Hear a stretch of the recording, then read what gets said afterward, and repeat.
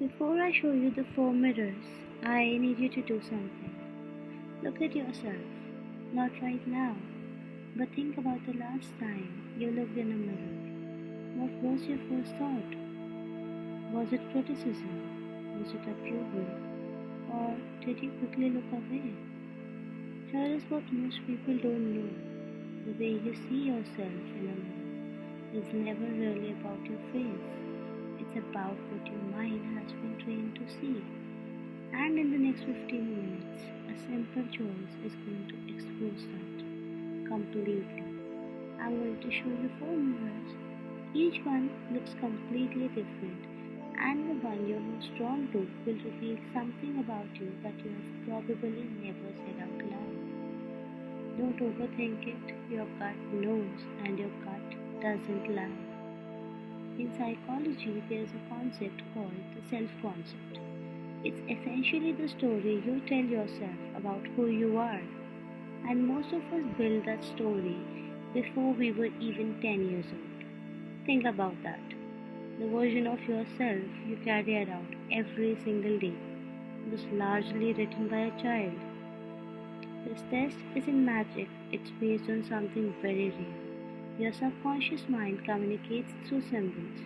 Mirrors are one of the most powerful symbols in human psychology because they represent confrontation with the self. What you choose to look into or what you choose to avoid says more than you realize. Here are your 4 mirrors. Look at each one carefully. Notice which one makes you feel something when you look at it. Not which one is the prettiest, but which one actually pulls you. So, have you chosen? Hold the mirror in your mind. Now let's find out what it means. Mirror 1, the cracked mirror. So, if you chose the cracked mirror, first one, I want you to know you're not broken, but somewhere inside you, you believe you might be. People who are drawn to the cracked mirror are almost always hiding a specific kind of pain. The pain of feeling like they were never quite enough. Not for their parents, not for their teachers, not for the people they loved most. And so you became a perfectionist. Not the kind that looks organized and polished on the outside, but the secret kind. The kind that replays conversations at 2 a.m. The kind that notices every single flaw before anyone else does and then hates yourself for having them. Here's what the cracked mirror actually represents in psychology. It's called fragmented self-image. You don't see yourself as one whole person. You see pieces. The version of yourself that is confident, the version that's terrified, the version people love, and the version you're afraid to show anyone. And the exhausting part? You spend enormous energy making sure the cracks don't show. You perform okay. You joke so nobody asks deeper questions. You help others so that no one looks closely at you. But here's what I really want you to hear. A cracked mirror still reflects. It shows the truth. And sometimes a cracked mirror catches the light in a way perfect one could never. The people drawn to the cracked mirror are usually the most emotionally intelligent people in any room. They feel everything. They understand pain in others because they know it so well in themselves. Your wound is your wisdom. You just haven't accepted that yet. One more thing. If this resonated, that's a version of you that has been waiting. A version that doesn't need to be fixed, that just needs to be accepted. And that work starts with looking at the cracks and deciding they're a part of you, not proof against you. Moving on to the people who chose mirror 2 or the golden mirror. You were drawn to it, weren't you? Okay, let me be honest with you. Not to flatter you, but because you deserve honesty more than you deserve compliments. People who chose the golden mirror are driven. deeply driven. And on the surface, this looks like ambition, but underneath, it's almost always fear. Fear of being ordinary, fear of being forgotten, or fear that if you stop achieving, people will stop loving you. Wait, does that sound familiar? In psychology, this is connected to something called conditional self worth, the belief usually formed in childhood that your value as a person is directly tied to what you produce, what you achieve, how impressive you appear. So you work, work, and work, and you succeed.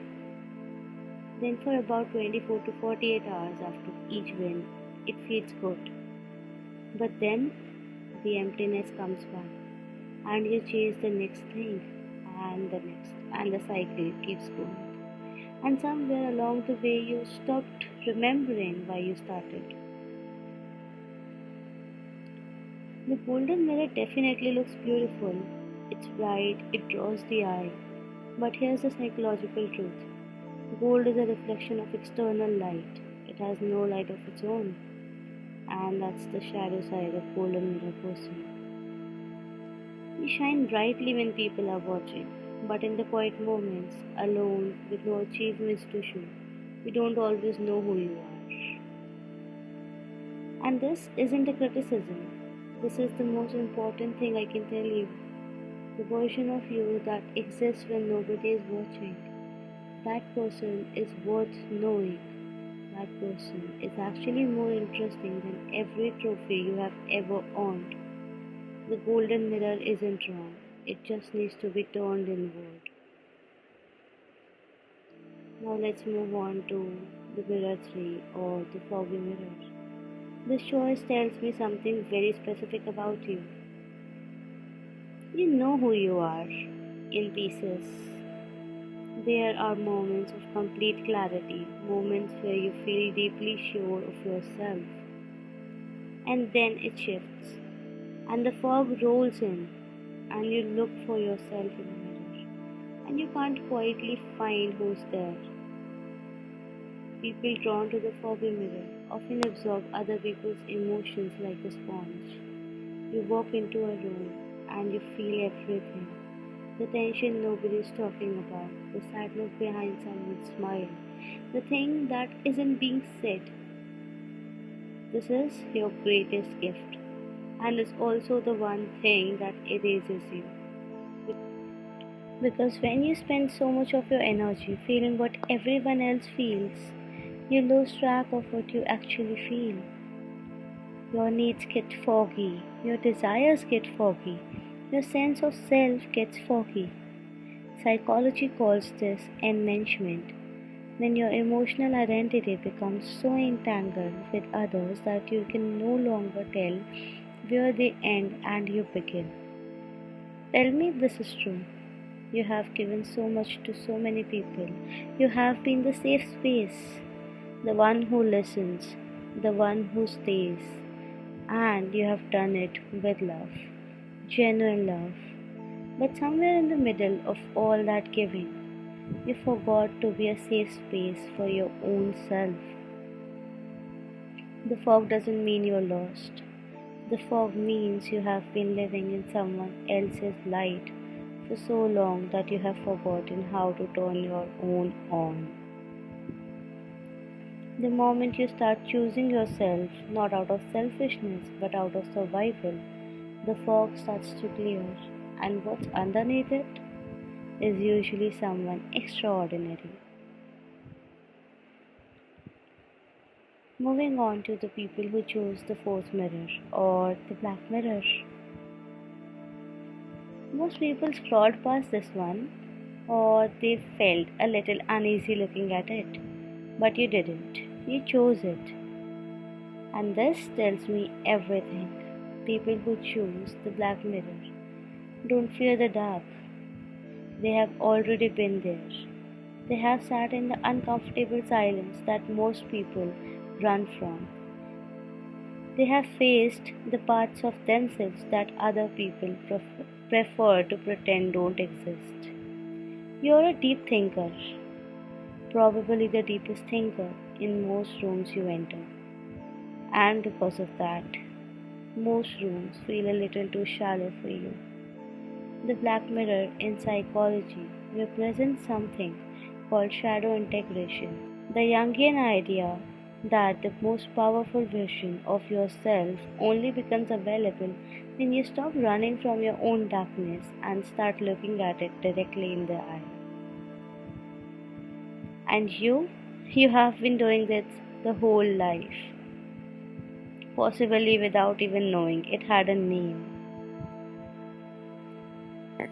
But here's the thing nobody tells the black mirror people about. The danger isn't dark. The danger is staying there for too long, becoming so comfortable with depth, with shadow, with solitude, that you forget light exists too. There's a version of you that has analyzed everything, understood almost everyone, and yet let very few people truly understand you. That's the real shadow for you, not darkness, isolation. The quiet belief that you are too complex to be truly known, too intense to be truly loved. Let me offer you this. The black mirror people reflects the most truth, but it also needs light to work. You can carry the depth and let people in. Those two things are not opposites. You are not too much. You have just been in rooms that were too small. So, coming to the end, whichever mirror you choose, cracked, golden, foggy, or black, I want you to hold something with you after this video. Every single one of these mirrors has a shadow, and every single one has a superpower. These two are almost always the same thing, just seen from different angles. Your patterns are not your prison, they are information. And the moment you see them clearly, the moment you stop reacting and understanding, that's the shift. That's what PsychoShift is here for. Comment below which mirror you choose. I read every single comment, and if your result surprised you or if it was uncomfortably accurate, I want you to know that too. If this video found you at the right moment, share it with one person who needs to hear it. You probably already know exactly who that person is. I'll see you in the next one. Keep shifting.